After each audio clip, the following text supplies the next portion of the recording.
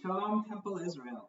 This Shabbat is the last Shabbat of the year 2020, and it's also the Shabbat on which we read the Torah portion of Vayigash. And I think in studying the Torah portion, that there's a really wonderful midrash that helps me look forward to the coming year, 2021, helps me prepare for it. Parshat Vayigash is part 3 of the Joseph story. In part 1, in Vayeshev, everything goes wrong for Joseph. He's sold into slavery by his brothers, and he ends the Torah portion forgotten in an Egyptian prison.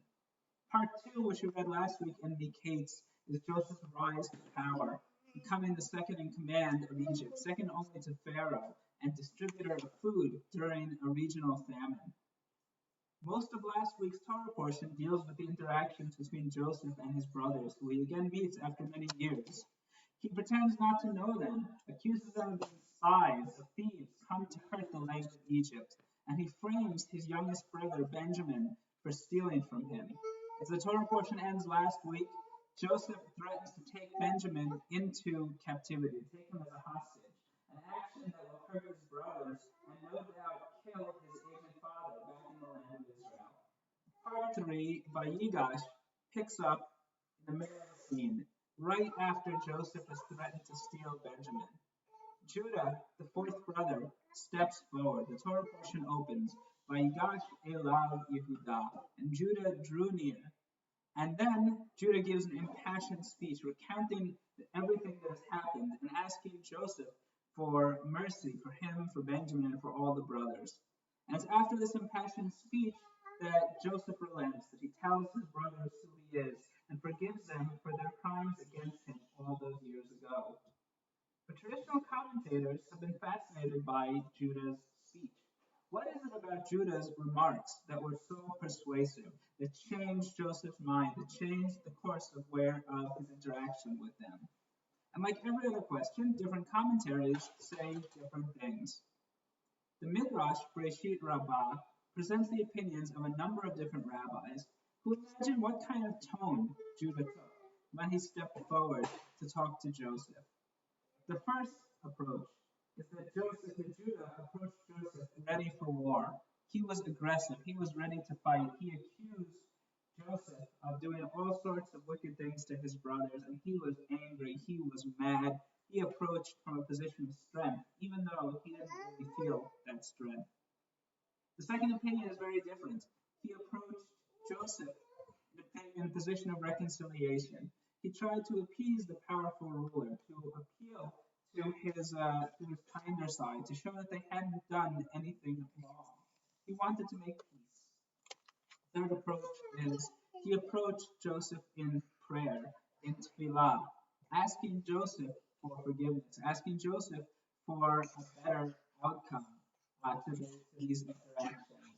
Julia says hello also. She's a great helper today. Aren't you? Yes. And finally, last approach says he approached Joseph in love. That by this point, Judah had figured out that he was talking to his long-lost brother, and he spoke to him lovingly as that long-lost brother, appealing to him as their brother. And each of these approaches is very different. Approach Joseph aggressively as if for war, approaching Joseph looking for reconciliation, approaching Joseph in prayer, and approaching Joseph in love. And each one of these approaches, I think, are approaches that can help us look forward to the coming year, to 2021.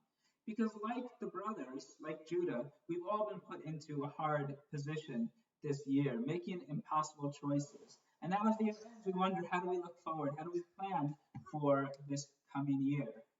Well, we can approach this coming year like Judah did, ready for whatever the world throws at us. Approach it with a high level of energy and strength, getting ready to take on whatever happens in this new year. We can approach the new year in reconciliation, looking around at people who we've interacted with in the past year, whether in person or virtually, and seeing how we can improve, how we can fix our relationships with them in this new year.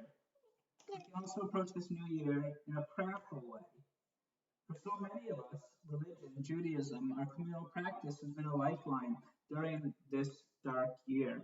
The ability to pray together, even virtually, has helped me get through this year. And we continue to pray to God that this next year is going to be so much better. And finally, we approach it with love for all of the people in our lives, not only the ones maybe we have hurt or haven't got along with, but sharing the love with others is a way to bring us out of this dark place that we are in. Showing others that we still care for them, even if we haven't seen them.